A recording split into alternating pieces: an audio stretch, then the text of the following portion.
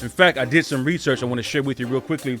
A survey was done by What Career Live or What Career Live, and they found that 84% of young people, don't miss this, ages 16 to 24 are not pursuing their purpose, nor are they pursuing their passions.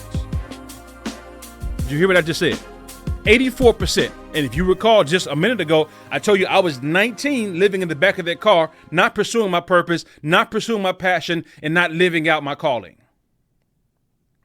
And it's a staggering stat that this survey was done and the outcome or the end result was simply 84%. That's just 16% shy of 100% of young people aren't living out their purpose, aren't pursuing their purpose, and aren't pursuing their passion. Now, there's a super gap because Psychology Today also notes that about 30% to 40% of all people feel a clear sense of purpose in their lives, indicating that many may not be pursuing their real, true passions. So here it is. Ask yourself right now, are you living in your purpose? Are you pursuing your passion, or are you simply stuck? Now, I'm not here to simply let you know that to simply try to get you to feel like you're a bad person because you're stuck. Everybody in life gets stuck. The challenge that I have and the challenge I want to give to you is, are you comfortable being stuck? Because prior to this episode, I talked a little bit about on another show, I talked a little bit about the fact that, hey, some people like being stuck because they get attention. They get all this free stuff. They don't have any responsibility. I, just like I'm describing, was not pursuing purpose nor my passion because I didn't want the responsibility of living up to that purpose.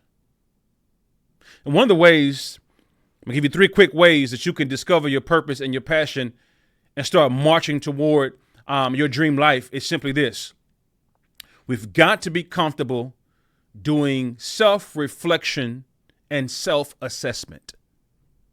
Number 1, the first step, the first way that you are able to begin moving forward towards your passion and towards your purpose, or discovering your passion, which many times leads you to your purpose, is doing some self-reflection and some self-assessment. In fact, I want to invite you, there's an assessment. Of course, there's Strengths Finders, there's Myers-Briggs, but the one that I'm able to give you access to free of charge, a personality assessment that will kind of help you discover your path, discover your personality type, discover character traits, discover your strengths in life.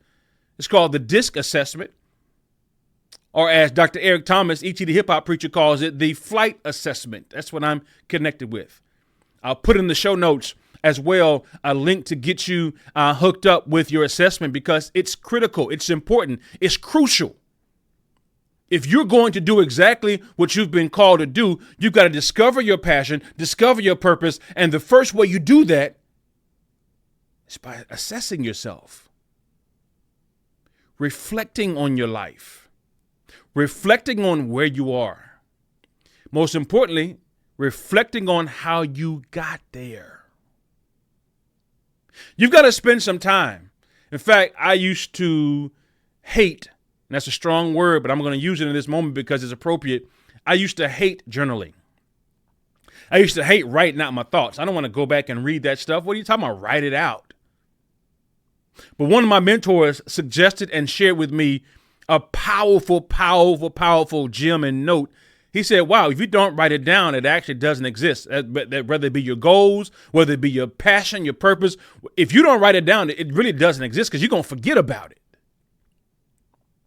So I want to invite you as you try to discover and rediscover, because some of you at one point in your life, you had discovered your purpose. You were walking in your purpose and you got off track.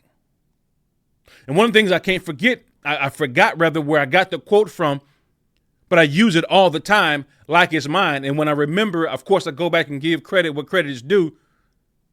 But one author suggested simply this: that you and I, as we discover our purpose, as we walk in our purpose, as we live out our purpose, we find ourselves spinning our wheels until we do something that actually make us cry if we're not engaged in it.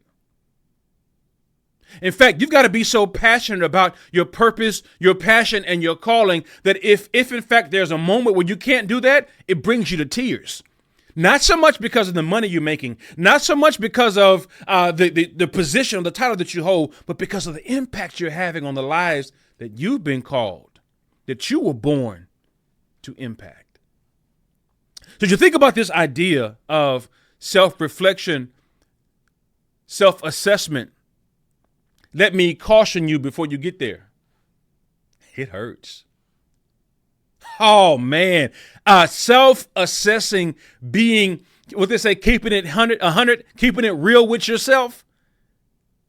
When you got to look in the mirror and really tell yourself, man, I'm dirty. I'm lost. In my situation, I'm homeless. I need help. Sometimes that revelation brings you to your knees. Sometimes it brings tears to your eyes to admit that, man, I've fallen so far off track that I'm here. I've gotten so far off the highway that was leading me down, leading me towards my purpose and my dream. I've gotten so far off that track that I'm here. Now, when you get there and you have that moment of truth, that moment of self-reflection, that moment of self-assessment, I don't want you to wallow in your tears too long. Now, I can't control that. And sometimes you can't control that. In fact, my wife was sharing with me the other day about how she went to do acupuncture, right? And she one of the needles went into her hand because she mentioned something about her jaw to the actual individual who was performing the acupuncture routine, and she just began to cry. Nothing was on her mind. Nothing was bothering her in that moment, but it triggered something. Now, did she stay there? No. But she had to admit that there's something I need to address. There's something going on inside of me that made me do that. So I'm not going to ignore it lest it gets worse. I'm not going to ignore it, right? Or else something's going to happen that I cannot control. So while you have control, while it comes to you, I want to encourage you to self-reflect, self-assess through journaling. And also, I want to give you access to the flight assessment that will help you unpack character traits, will help you unpack the real you. Because oftentimes we think that we are one way, we think that we are being received one way, and we're really not.